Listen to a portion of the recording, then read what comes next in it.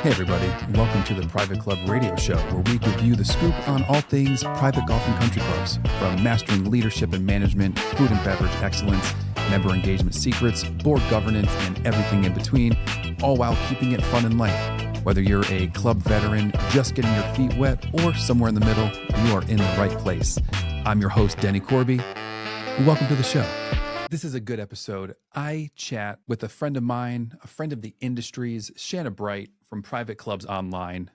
If you don't know Shanna, she got her start as the member relations director at the City Club of LA, and it was all just uphill from there. So she comes to the industry with so much knowledge, so much wisdom. She helps clubs all the time, does so much for clubs, and I'm excited to bring her on. She does a lot with the CMAA, the ACCP, the PCMA. She's very popular in the industry. In this episode, we're talking a lot about content. We go over content pillars, what are content pillars, how to come up with more content for us on our clubs, whether it be social media or internal communications, emails, all of that jazz. But it's a good episode. Let's get to it. Private Club Radio listeners, let's welcome to the show, Shanna Bright. I try to mix it up with, what are my content pillars? I want to be educational and informative, a little bit of entertaining, a little bit of, storytelling from, club industry experience or whatever, personal. I'm a person, I'm a consultant, I'm a business, but I'm a one-woman show. So it's a little bit different, in the content that I share out there. Like I need to be, I want to be engaging.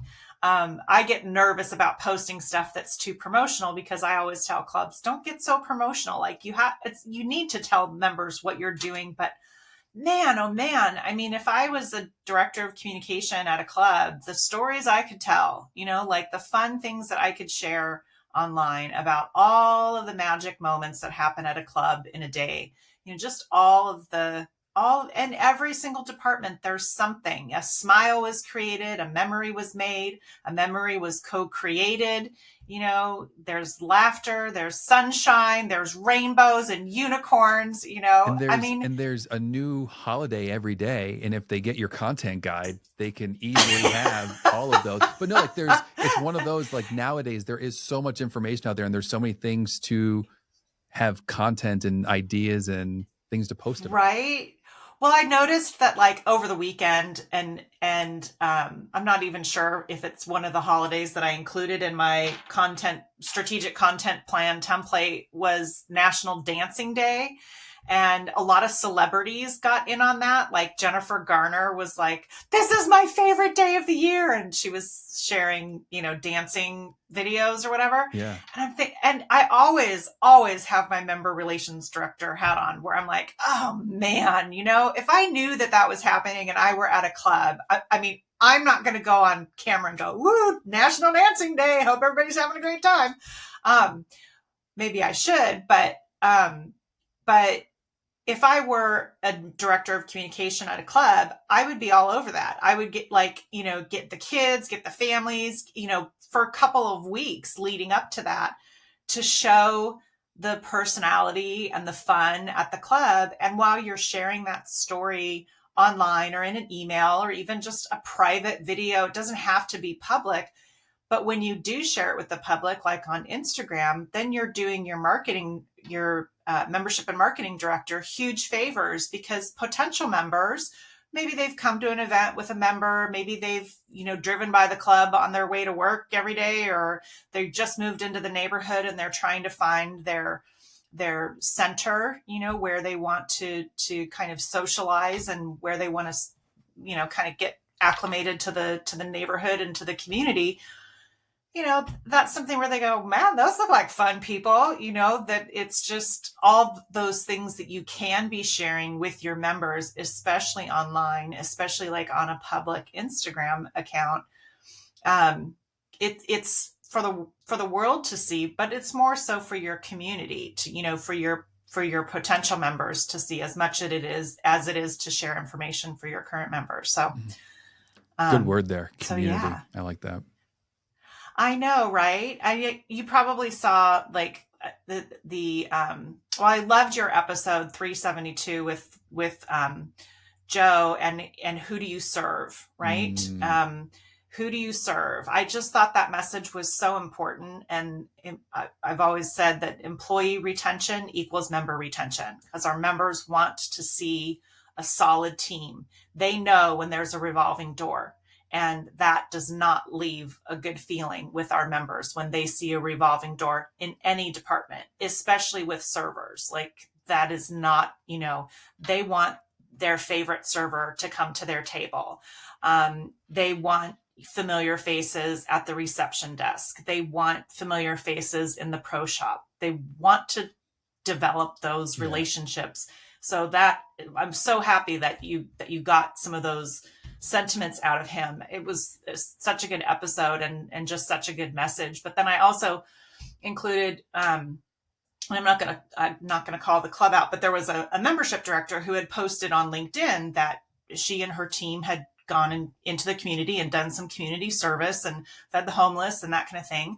And so me being me, I'm like, wow, that's wonderful. And so I look at the club's social media and online information, and they didn't include that in their postings. And I thought, wow, that's kind of a missed opportunity because certainly in this day and age, our younger generations, if you're looking to welcome younger generations and kind of change the demographics of your club, they want to know that the club is involved in community service, even if it's on a small group, staff only level, like, a club that's involved in the community, a club that is providing community service or in tune with their community, not just that private weirdo club over there on the hill that nobody knows what happens over there.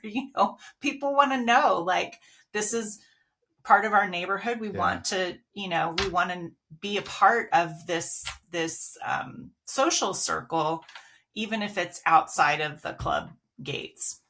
So I have a couple episodes coming up in like community is common like thread and theme and just actually the one. So this I don't know which one's going to come out first, but it's with Colin Burns and just the work that he's done with his club and, through using the community and just how important community can be, not just for now, but like, you don't know what's going to happen in the future and how important like those relationships are and that you're going to need them.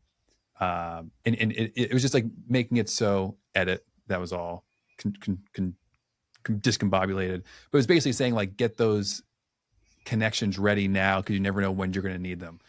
So it was when, one of the things we touched on was like a big tournament that he did. And there was, you don't realize the extra security and police. And because it's a small town and all these little nuanced things that's like, we have to get permits. And it's like, here, we'll just call Bill, where it's like, who do we have to call for like, you already have those relationships. You already help out with the community. You already give to whatever. You have people, you're a part of the, food stuff. I don't know. You're in it. You're doing things, and that's so important. Well, it's like there was a club. Again, I'm not ever going to call out clubs. I can't even remember which one it was that had like a big, huge 4th of July fireworks. I mean, a lot of the clubs have 4th of July fireworks, but their social media was smart enough to inform community members the hours. They were like, the fireworks are going to be at this time. It wasn't clear to me if the community was invited to the fireworks show, which would have been even better because let the community in a little bit. Even if you're not a community club, you're not a private community. The club is private, but the community is not. Let your neighbors kind of come in and sit and watch the fireworks. Let them be a part of it. Let them feel a part of the club for a night, because then when you're having your other big shindig and you're making a lot of noise, they might not be so inclined to complain. It's just that like neighborly relations, let them in on 4th of July and then you get the rest of the year for free. No. Right.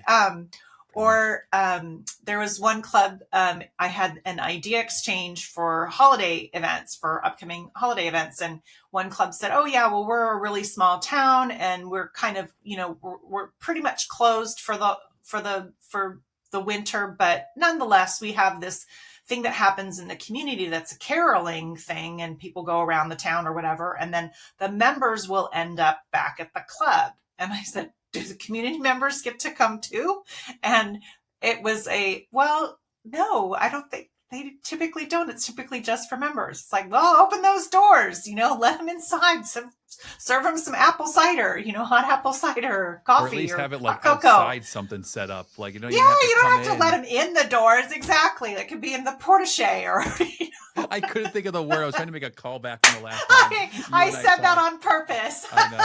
And I said that word on purpose. I couldn't even Google it quick enough because I didn't even know how to even phrase it.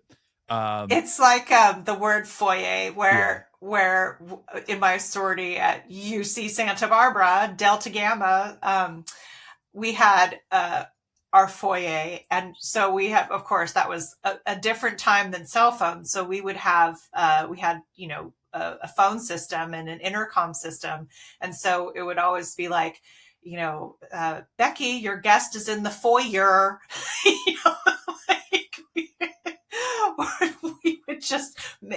None of us loved the word foyer, and so we would just always like purposely mispronounce it and make up new words for foyer. So I think it's the same as foyer. Foyer. It's one of those words, like the more you say it, the harder it is to say it. Right? Foyer. It's a weird. Your guest is waiting in the foyer. What are these content pillars? So content pillars are a way to kind of structure the content that you're going to share. So let's say you are a food blogger. You might have content pillars of American food, Mexican food, Italian food or something, and you decide that those are going to be the main content that you're going to share within those pillars. So within American food, you might have barbecue, comfort food, crock pot cooking, blah, blah, blah. Within Mexican food, you might have tacos. Da, da. So it's a way to structure your content so that you're mixing it up. So for a club, you might have one content pillar that is event promotion. So you're always going to need to promote your events. That's just a given, but we need to kind of sprinkle that with maybe your golf, your tennis, your member stories, your benefits and amenities, news and information, updates or things that maybe members need to know. And then you would add things like renovation communication if you need to, if you're doing a renovation on your club or that kind of thing. So it's just a way to kind of structure the content so that as you're planning and using your content plan and using your strategic communication plan, that you're kind of pulling from every pillar. Let's say that 10 times. You're choosing content. There we go. You're choosing content from each of your pillars so that every week, every month, it's a variety of topics. It's not just always event promotion. So that's just one way to kind of, and then you would pair that with all of the different media styles that you want to share. Like we know we're going to share graphics or flyers. We want to have, action, like a social media post that is animated. Mm-hmm. So it's not really a movie or a video, but it's animated versus a still frame, whatever. Non-static. And then we want video, non-static. Yeah.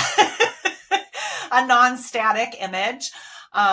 And then, you'd want video or testimonials or whatever. So whatever kind of media format. So you'd want to kind of mix that up too. So that's a good way to kind of look at your content in general as you're plotting and planning ahead on the calendar to say, okay, next week we're going to share this, this, and this from these content pillars. We're going to do a video here, a static image there, a non-static image there. What are some of the successful clubs doing well? Like, so from the clubs that you're working with, what are some of the types, like what are the successful things being done? What are the ones that are getting traction that's, clicking with members? What's the good stuff happening? Right. So a few weeks ago, I highlighted a club which has a fantastic communication director. And again, I don't like to name, I don't want to name anybody. Not that I, you know, I'm sure they would love the recognition, but just to kind of keep it fair. Because there's a couple of clubs that do this kind of a thing. One, they have a good team. So their team operates as a team. Their executive team is all in sync, and their executive team is on board, especially a little bit. I mean, we all know Ben Lorenzen, right? Yeah. So we all know Ben. We all know that their team is kind of up for anything. You'll see videos or whatever. So teams that are in sync with each other, that are jiving, that understand the importance of member communication, and that everyone has a message for members, and that communication is a team sport. Those clubs, and there are definitely a good handful or two of examples who are producing really fun videos where the team is getting involved. They're announcing their newsletter. They're doing like the month in a minute kind of stuff. They're doing fun little, just 30-second videos that the team is having a good time while in service to the members in terms of communication. And so those clubs are the clubs that I think you can tell that club is special, that the members are awesome, because the members are clearly appreciating those team members. The team members are having fun at their job. They love their job. They love serving the members. And it also speaks a lot to the general manager and the leadership in the club, that the general managers greenlit it and said, yeah, let's do that. That sounds fun. I'm on board. Let's do it. If the general manager doesn't give the green light to that kind of stuff, you can tell some of the clubs and some of their communication that they're going, oh yeah, come to the party. It's going to be really fun. It's just like, are you okay? Come after 10, because then dad's gone to bed and we can have some fun. Right. I mean, the videos shouldn't be painful. They should be fun. They can be fun. But it's really, the ones that are able to be expressive. Some of the ones that have members involved. There's a video that I share from one club, a member inviting his fellow members to the guest bartender night, and he's hilarious. He just has a really good sense of humor. So when you get your members in front of the camera, so clubs that have leaned into video, first of all, whether it's an event recap or just announcements or whatever, but then the ones that are having fun with their videos and doing fun things with their video, those are the clubs where it's like, man, if I lived there, that's the club I'd want to be a part of. Yeah. It shows the environment and just kind of the freedom that the team has, as well as the level of member appreciation and spunk, if you will.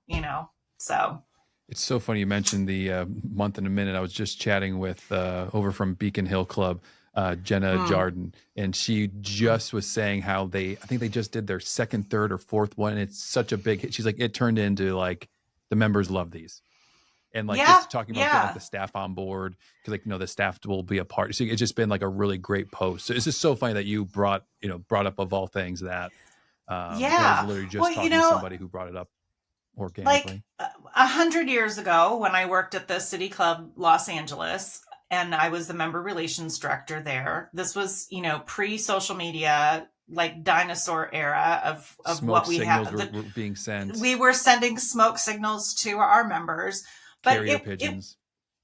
It was a bit more challenging. And you always say, when you're challenged, you're innovative, you're creative. Limitations allow more creativity. And so, we were in this, my term at the City Club was defined by the fact that we were in this huge membership push. And I mean, like 400 or 300 members, we were at 1,100, and we were trying to get to 1,400 members.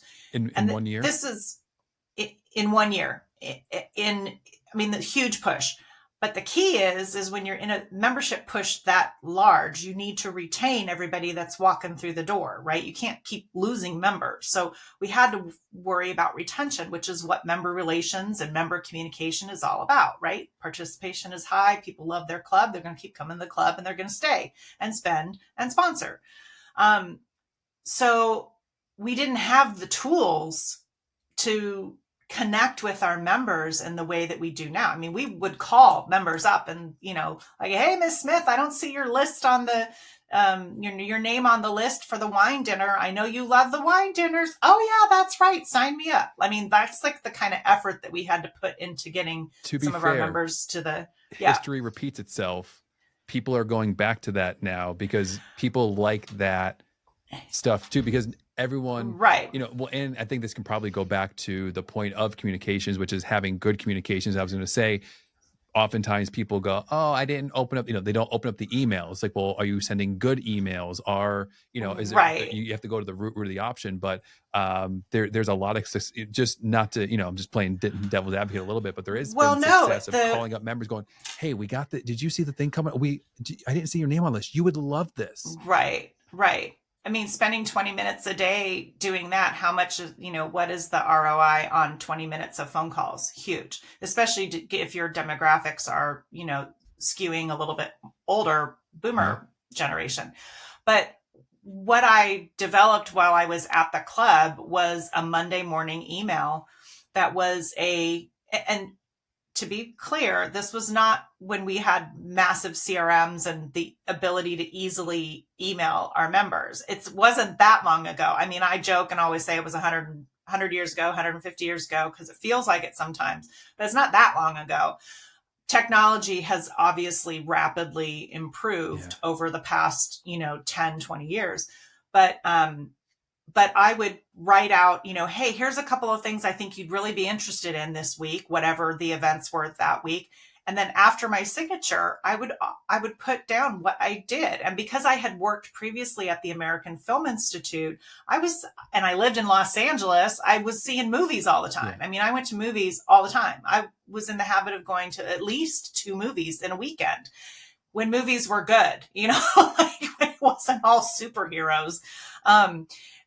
So I would, write down like what movie I had seen and my little, movie review and stuff. And if I didn't get a chance to send that Monday email out by like 11, I kid you not, swear on whatever, members would call. Where's your email? What did you do this weekend? What movie did you see? I'm looking forward to seeing. Your open race must have been killer. Well, and we didn't even track that kind of stuff. So it was just, I knew it was working because more people came to the events that week, but then also I had members call and say, what did you do this weekend? What movie did you see? I was thinking about seeing whatchamahoo's. Was it good? Did you see it? I always love your reviews. It's that personal touch and that willingness to kind of, as a team member, as an executive team member, to put yourself out there a little bit. And I think that's what we see to tie it back to these videos that some of the clubs are doing that are fun and just a little bit, tongue in cheek and whatever. It's they're having a good time. They're just being personal and, being vulnerable, I guess, if you will, for a hot minute. And people love that. Like, oh my gosh, you guys are so great. I mean, I'm sure that's what their members are telling them. Oh my, you're so creative. You're so great. I love your videos. Makes me laugh. It's bright spot in my day. I definitely stop when I'm scrolling to watch what video you've just released. So, kudos to those clubs that have the green light from their general manager and have a team that's willing to, even some cranky old chef who's like, oh, fine, I'll get in the video, and does something funny, and actually makes the video funny. Sometimes the ones who do it begrudgingly are actually the ones that make it fun and wholesome and, hilarious. So kudos to those clubs. So as we start to wrap up, what's your content? What's the calendar called? I was trying to find it quick, but I was blanking on the name. As I'm in this season, as well as clubs are getting prepared for the next year, my goal is to provide tools and strategies and education to also help clubs prepare for next year. So in October, I have my final strategy session, which is a 2-hour, literally strategy session where we're looking at planning for communication for next year. And that's October 14th, 15th, or 16th. And that covers, like, we go over content, email, social media, and then strategic planning, like how to put that all into a content plan and calendar.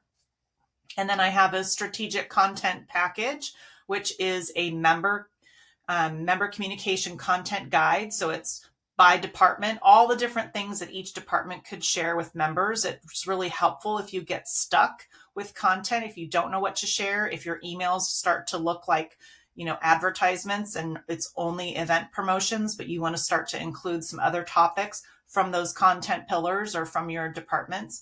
That's a helpful guide, especially if you're not working with a team that is overly, that overshares, like, oh, hey, I want to get this in the email. Hey, I need to put that in the newsletter. Not everybody's blessed with a team that's super cooperative like that. And sometimes we hear, a rogue tennis pro or golf pro or whatever say, that's not my job. I don't know. That you do that. I don't care, which obviously is not ideal. So this content guide is super helpful because you can go through the different departments and say, oh, maybe I'll share this or maybe I'll share that, along with the content plan template that is preloaded with all of the international and national holidays, as well as all the hashtag holidays, as I call them, that are perfect for private clubs, like National Cheeseburger Day, National Dress Up Your Pet Day, National Talk Like a Pirate Day, all the food and beverage ones. They're all food and beverage. National French Fry Day, Margarita Day, Tequila Day, Taco Day, blah, What's blah, blah. a pirate's favorite letter? Arr. That was too easy. You knew I was going to get that one. I would love for a club. I haven't seen one yet. I always will challenge. I have heard clubs do on the Jaws, like during the summertime, they show Jaws and they have the movie by the pool and they let people float in the pool while they're watching Jaws, which I just think that's a club I want to join because that's my sense of humor. But the International Talk Like a Pirate Day, I would love for clubs to lean into this and have their service team dress up like pirates, have their menu reprinted in pirate talk, and offer, like something like free beverage or whatever if members order in a pirate voice, like, "Arbigar, matey, I'll have me a brew," or whatever, and then they get a free beer or whatever. So there's your idea for September 19th of 2025. You have a whole year to plan. But yeah, so that is the strategic content package, the content guide, and then the strategic content plan template. And then I am launching very soon the event guide. You and I talked a little bit about that in our chit chat leading up to today's session, but just oodles and oodles of event ideas, because sometimes we get stuck for that too. We don't know what to plan, and separate from, yes, some hashtag holiday ideas in there, how you can capitalize on those, but then just other ideas, like some for all membership, some for families, some for our seniors, for members that want to kind of segment their events and appeal to their different demographics, which is okay to do. Not every event needs to be 250 people. It can be Amen. 25 people, 50 people, 12 people that have the best time of their life and they're never leaving the club because of that one special, magical dinner that they got to have at the club. So on September 19th of 2025, it's that pirate themed dinner. Exactly. For those exactly. No. I think I told you, and I know, and pardon me if I'm making us run too long, but I think I told you one of my favorite event ideas was it was prior to 2020, and it was a restaurant in San Francisco that held a singles event for Valentine's Day, and they did it as a Viking theme, and so they had just a few, like 3 or 4 long tables in their restaurant. Everybody had a Viking hat and they all had, the pewter mugs, and they served stuff family style, casual dress, just like ate with their hands, and stuff. Hilarious. That's And amazing. awesome, like completely awesome outside the box. They were sold out It was and so it great was meeting you that night. So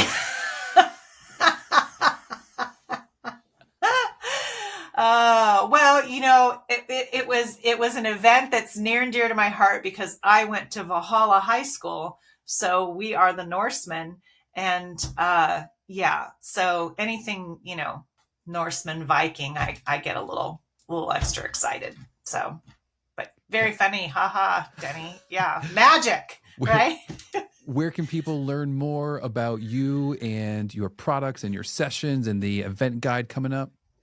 Oh my goodness gracious. So, first of all, if you go to privateclubsonline.com, that's privateclubsonline.com, you can sign up for my weekly email. I have the Tuesday tips, which goes out every Tuesday, always super helpful. And now the 5 for Friday, which is a review of 5 different clubs that you might want to follow online or wherever they are. It's just kind of, again, building community. So I thought I would, and I just launched that in September, the 5 for Friday email. So you get 2 free emails from me per week. And then you'll find there any of my education sessions or webinars or strategy sessions. They're all there, as well as any of my master classes or mini courses, which are online education that once you enroll, anytime you want to learn, you log into your lesson, you log into your master class or mini course, and you can learn at your own pace. So it's a really awesome system. So privateclubsonline.com. And also career opportunities, because you also help place some people as well. So you never know what you're going to get. You are too sweet. Yes, yes. It's kind of a new service, and but because of the people that I work with on a regular basis, because of all the people who do tend to participate in my webinars or strategy sessions, or those who are subscribed to the weekly email, I'm the person who knows all of the communication directors, all the member relation directors, a lot of membership directors. And so, because I kind of service that community, I'm a good resource for finding that role within your club. So if you're hiring a communication director or director of member experiences or member engagement, or there's member events, or however you phrase that in your club, whatever works in your club. I might know some people, so I would love to help you place that position. I appreciate you bringing that up, Denny. Always. And as always, it's a pleasure when our paths cross and we get to chat. Thank you for coming on, dropping some knowledge, spreading some wisdom, and being a resource. Well, thank you. I wish I had, like a good 10 more hours every week, because I love at least seeing some of the taglines or the short videos that you share on your Instagram, or the things that you're sharing on LinkedIn, to kind of get a peek into some of the conversations that you get to have with club leaders all over the nation, all over the world. You have the most amazing conversations, and I'm always appreciative. And I always love listening in for as long as I can. Some of them get a little long. I apologize, but no, but I love it, and I'm grateful for you as well, because you're helping to build our community of private club professionals, whether we're in a club or we're serving a club or we're a vendor. We're all in it together. We're all in it together. We all just want our members to have a great time. So that's all it is. That's all it is. Yeah. Fantastic. Thank you so much. Hope you all enjoyed that episode. If you did, a like, share, subscribe, a 5-star rating with a review means the absolute world. Share this episode with a friend or someone who you think might enjoy it. If you haven't done so already, sign up for our newsletter. Head on over to privateclubradio.com. That's this episode. Until next time, catch y'all on the flippity flip.